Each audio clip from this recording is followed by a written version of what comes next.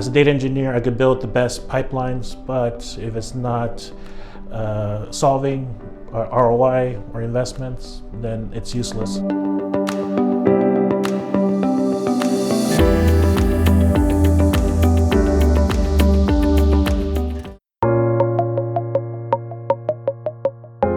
My name is Clavo. I'm an AI and technology consultant. I've been working in the business of data for 10 years. So what put me into technology is my first job in healthcare.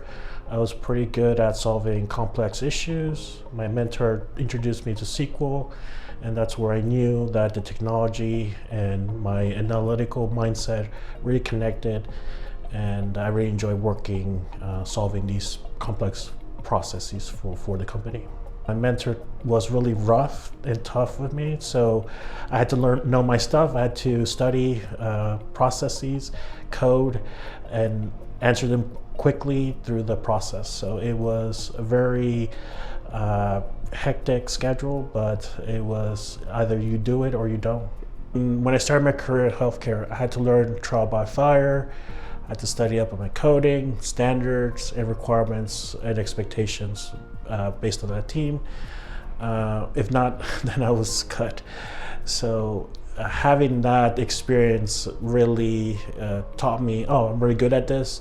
I'm very quick on my feet, and I can solve complex problems. When I started in my career in healthcare, what I mean is revenue cycle management. So hospitals will outsource their data to us as experts, ingest it into our database, analyze and validate the data before reporting to customers who require payments on services. My job is to work with the customer, get the data in, validate them, and also work with the ETL team to make sure that each process is correctly aligned so we can ingest daily and history files. In the past, when designing data pipelines for the federal government and healthcare agencies, I needed to involve stakeholders and their ideas because that determines the quality and information of their reporting. Working in government, obviously we had a revolving door of contractors and developers coming in and out. So it was really tough to understand the process, invest, and eliminate technical debt at once that someone comes in because they don't understand the process. So to build in a reliable governance, data quality, and data platform process, we have to involve stakeholders. What's the current issues? How can we solve them quickly? And what is the long-term plan? The thing that teams underinvest in is good document control and technology versioning control. Working for a federal government agency, you have to set the standards and provide a reliable pipeline that has documentations and a code repository that has best practices. Before, we didn't have that. We didn't have documentation, so that made our work harder. So starting from scratch, building this standard really removes those complexities and issues for the future for someone who wants to take over this process. Most of these technical debts are usually an organizational problem. We have silo companies or silo groups. They don't talk to each other, so we miss the requirements and timelines are missed. So these are essentially starts from the top, and those needs to be fixed in order for a process to improve and provide reliable technology.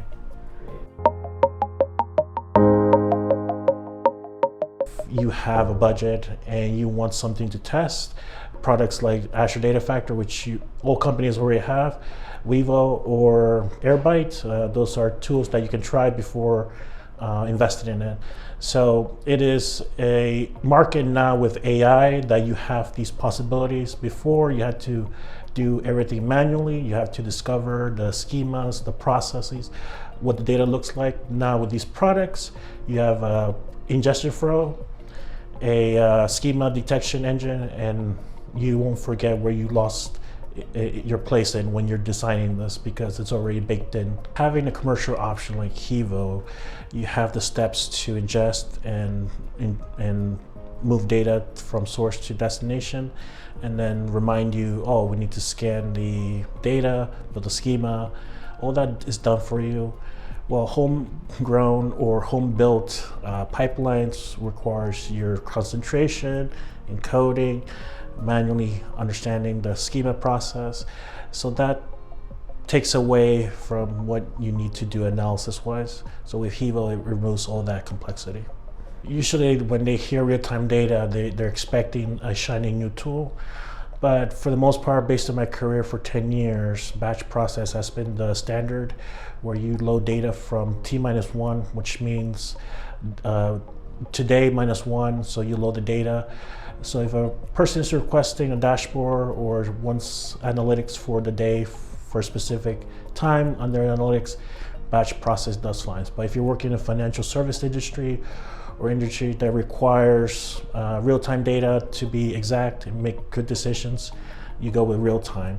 But there's a trade-off.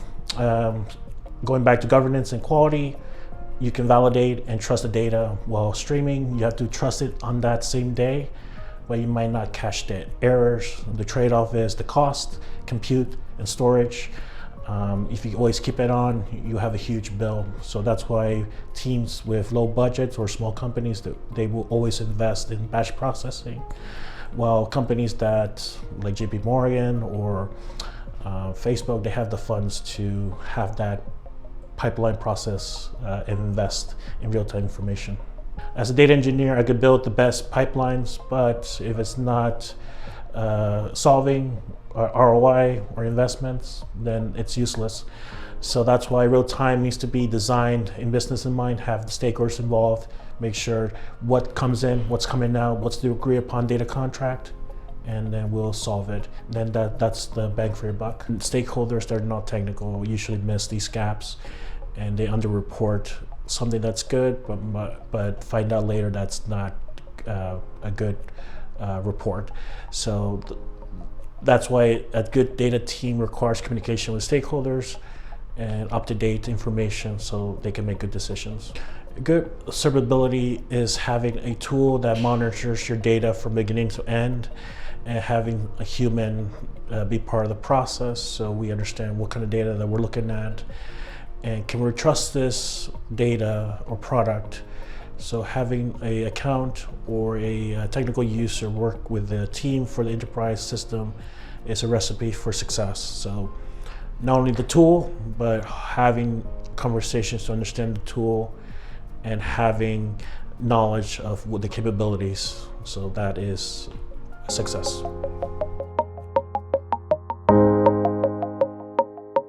I think of LLMs or AI as a brain that analyzes information and spits out output. So without a proper framework, governance, and quality in place, AI will give you hallucinations, it will give you guessing, and it will give you garbage. So having that standard, having the data standardized and monitored, make sure that the data is reliable, you don't have any issues reporting. So if the foundation is not solid, the LLM or AI will guess on their data, will make assumptions. Even though you programmed it to follow these steps, without the foundation, you run the risk of incorrect reporting and probably losing trust within your organization if this output is released. And it's been released since 2022, so they don't know. So people that study, understand the models, how to build it, the techniques, those are the people that will essentially build AI solutions and workflows that can be reliable. And right now teams lack that structure and knowledge. So they come to us or me to solve that for them.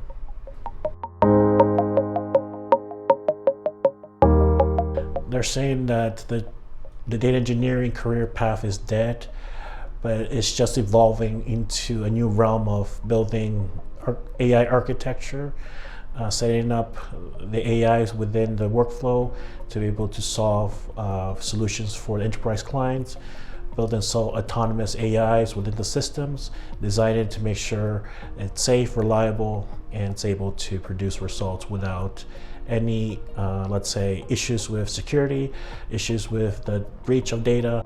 People think that the data engineering career path is over because you have products like Wevo. Now with AI and AI architecture, you can learn new skills, pick up the software, build the process, build self-autonomous agents that can do data quality, can do observability, and validate the data before it is produced into a destination table. So the career path belongs to those who take advantage of these tools and evolve from data engineering to an AI engineer. It's been a very fulfilling career in data, and it's getting exciting now in the next 4 or 5 years with superintelligence. So we'll see how industry will change, continue to change. And I don't know what's going to happen, so I'm very excited going into the unknown.